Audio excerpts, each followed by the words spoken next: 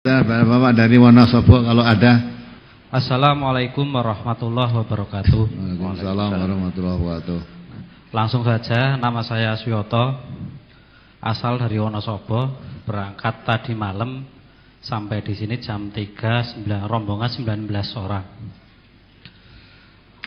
Saya kesini bersama teman-teman saya. Yang pertama, saya mau tabayun sama Pak Ustadz.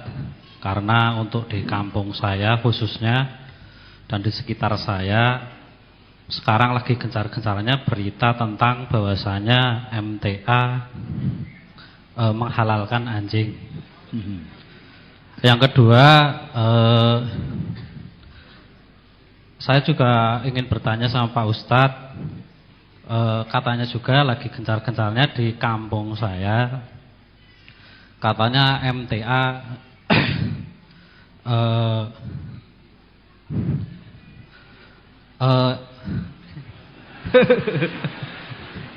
yang pertama halalkan anjing, yang kedua katanya tahlilan zina lebih baik daripada tahlilan. Saya hanya pengen tabayun sama Pak Ustadz apakah benar-benar seperti itu. Terus yang ketiga, pertanyaan titipan dari teman saya bahwasanya mazhab gitu, mazhab yang dipakai MTA dari siapa gitu. Saya kira itu saja. Kalau ada kesalahan saya mohon maaf yang sebesar-besarnya. Wassalamualaikum warahmatullahi wabarakatuh. Ini mari Bapak main nambah nih, mari Bapak dari Wonosobo ini. Kasih Pak ini ya. Ya terus. Sewu, bisa kula berdiri. sedaya Wonosobo mawon Berdiri Bapak. menyambung saking Bapak Suyoto. Di Wonosobo itu ada isu masalah orang ziarah kubur. Katanya di pengajian MTA melarang orang ziarah kubur. Apakah benar Ustadz? Ya. Sudah. Mungkin masih ada lagi katanya-katanya apa lagi? Mungkin saling melengkapi katanya-katanya lagi apa? Moga Bapak yang dari Wonosobo silakan bisa disampaikan ke Ustadz berita yang tersebar miring di sana. Moga Pak, kalau masih ada. Nanti jangan pulang masih membawa katanya kan. Nah, nanti semua kata-katanya tak jelaskan di sini. Sudah, nggak ada lagi. Moga Pak. Nanti. Ya. Saya tambah lagi. Ya. Masalah ziarah kubur utawi masalah tahlilan itu kalau dilarang itu mengambil dari imam siapa, kalau menganjurkan dari imam siapa, saya ingin tahu Pak. Betul. Sekian, terima kasih. Ya baik. Nah, ini yang dari Wonosobo aja, masih ada katanya lagi enggak?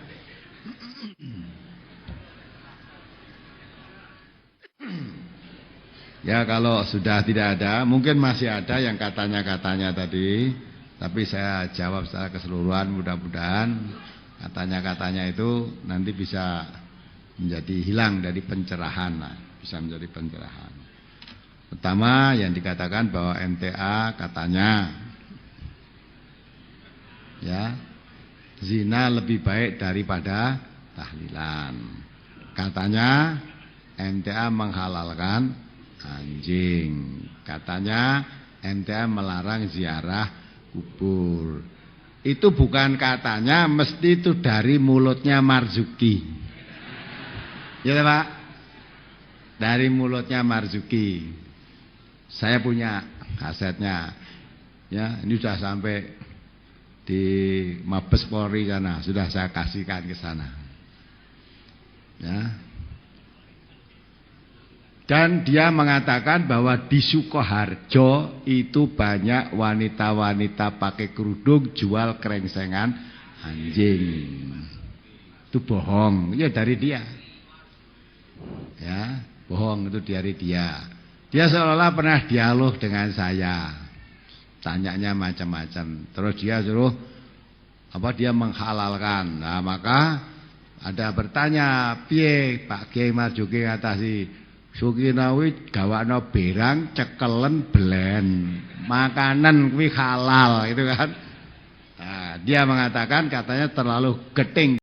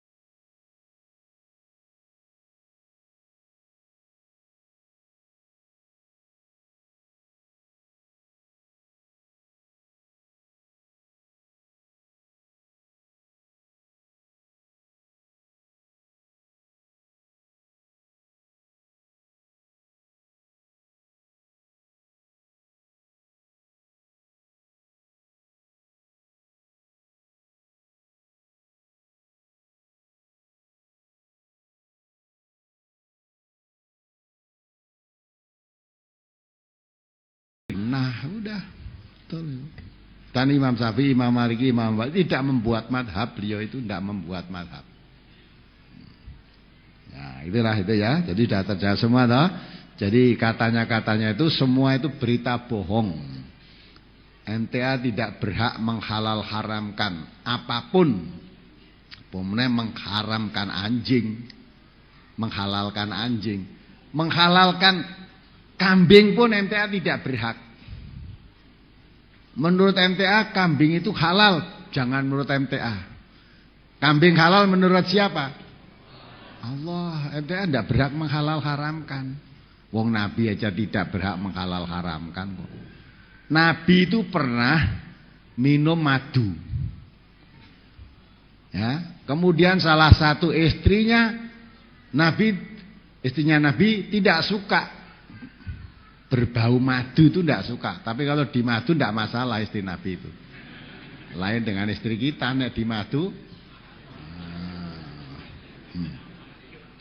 Nah setelah itu Nabi berjanji, bersumpah saya tidak akan minum madu lagi. Demi istrinya.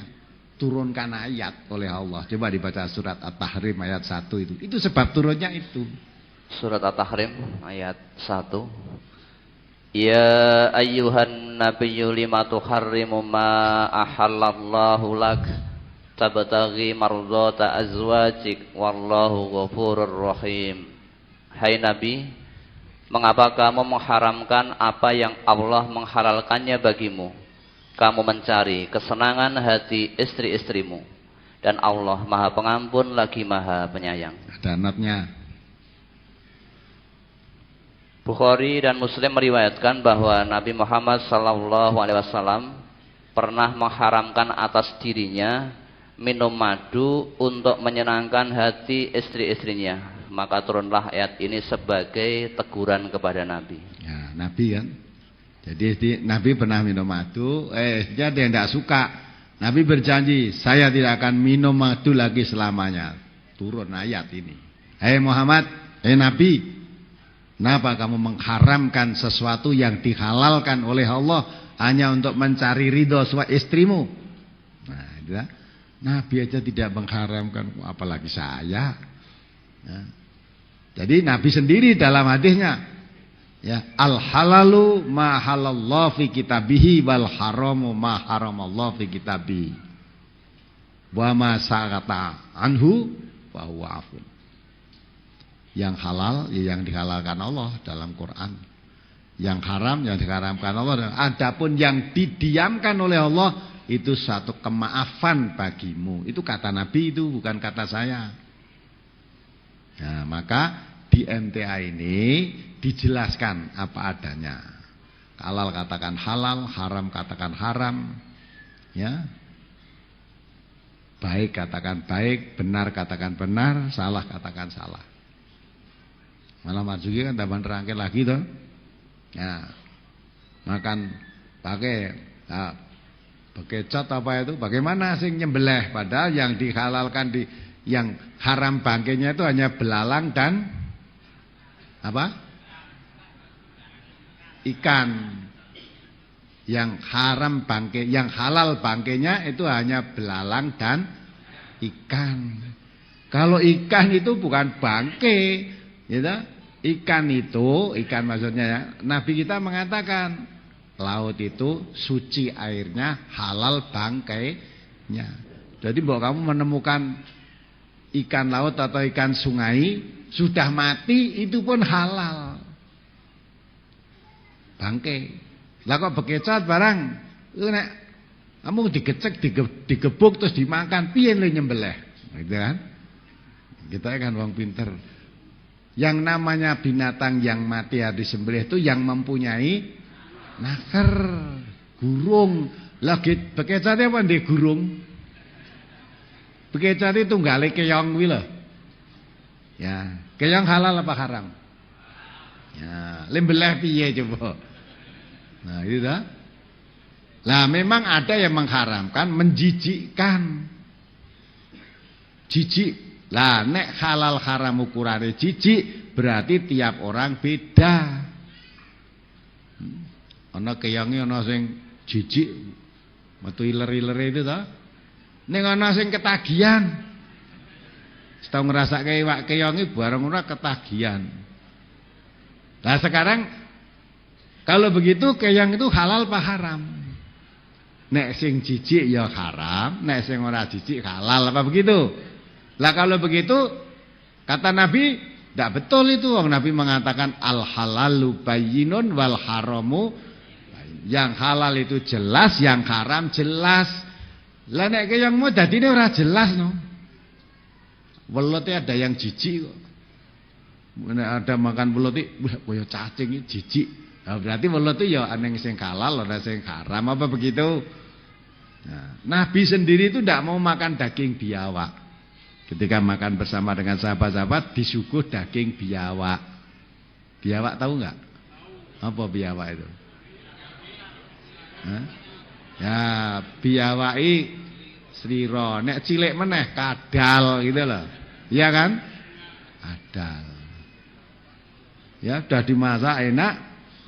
Nabi mau makan. Setelah mau makan, diambil mau makan, sahabat ada yang negur, "Dzab ya Rasulullah." Dzab maksudnya itu biawak ya Rasulullah. Terus diletakkan di Rasulullah, tidak jadi dimakan. Ya, karena Nabi tidak jadi makan, ambil aja oleh sahabat, makan habiskan. Nabi diam saja.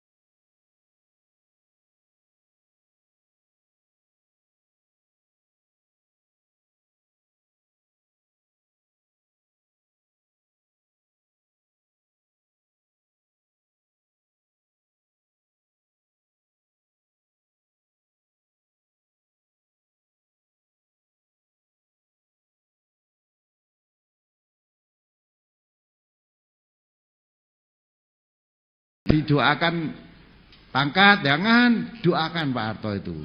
Dia sudah meninggal, dimohonkan ampun pada Allah karena beliau orang Islam, ya tak?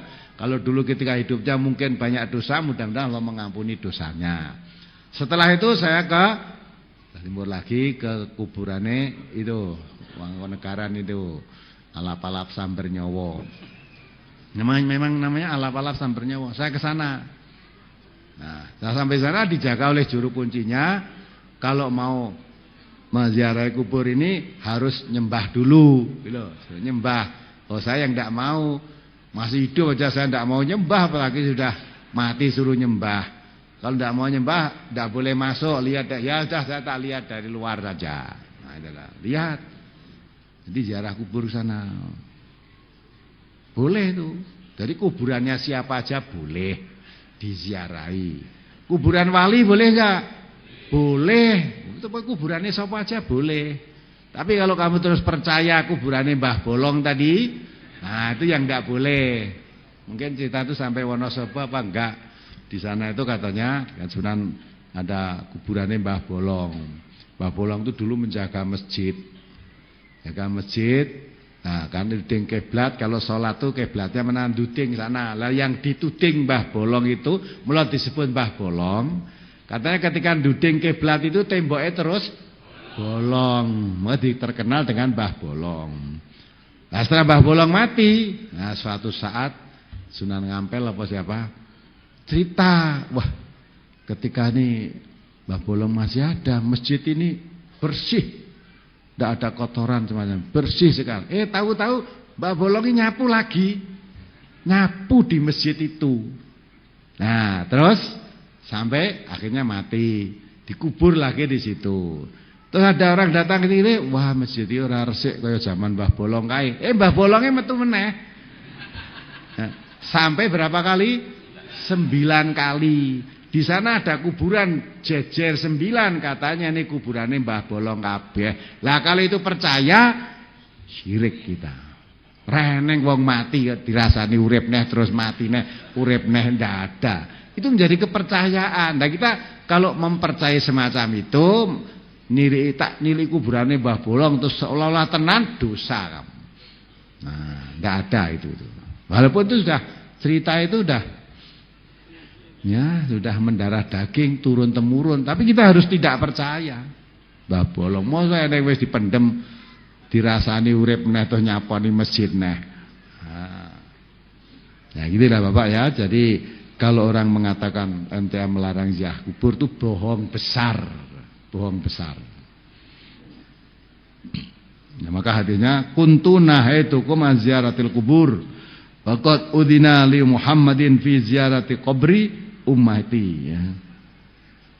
Fazuruha fa innaha tutkategoratan fa innahu tudzakirul akhirah. Di lain hadis fa innahu tadzkiratul maut. Kali ini fa innaha tudzakirul akhirah. Karena ziarah kubur itu mengingatkan kamu akhirat gitu. Ya. Jadi kalau kamu ziarah kubur itu kamu akan ingat akhirat. Ya, itu sudah katanya sudah terjawab semua. Itu kebohongan besar sudah. Apa lagi? Tahlil ya. Lah tahlil itu karena ditanyakan itu anjurannya siapa? Kemudian kalau melarang apa ada larangannya?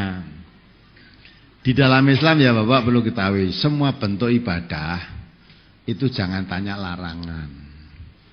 Tapi yang ditanyakan tuntunan. Karena Nabi kita mengatakan man amila amalan laisa alaihi amruna fahuwa raddun. Siapa melakukan suatu perbuatan ibadah yang tidak aku perintahkan, maka ibadah itu ditolak. Nah, sampai hari ini walaupun saya dulu ya seperti ini, hanya saya bukan imam, saya makmum. Saya dulu belum bisa buntel berkat saja sudah ikut. Tak cerita gitu. Saya dijak Pak Mudin ikut sudah. Akhirnya di tempat itu tidak mau saya buntel. Loh cah bagus sih lah gelem. Lalu saya gitu. Pun Pak penyerangan nasto buntel kalau Mudin. Dah pulangnya bareng dilalah rumahnya mudinya itu sana, rumah saya dilewati kan. Pulang bareng wis teko omah saya tak minta, "Pak, berkat kula apa pundi?" Loh, jare mau ora gelem. Dereng saged buntel gitu. Nah, jadi sejak kecil lho bisa buntel wis melu aku. Ini cepat lulus ya. Ya. Ya. Ya terus ngaji lulus terus. Andai kata njak ngaji ya mungkin nganti dadi imam bareng mungkin. Nah itu ya, jadi karena itu saya belum mengetahui tuntunannya, maka kami tidak menganjurkan, tidak mengikuti, dan dulu mengikuti setelah tahu saya belum tahu ilmunya. Allah mengatakan wala takfu ma laisa laka bihi ilmun inna sam'a wal basara wal fuada kullu ulaika kana anhu mas'ula.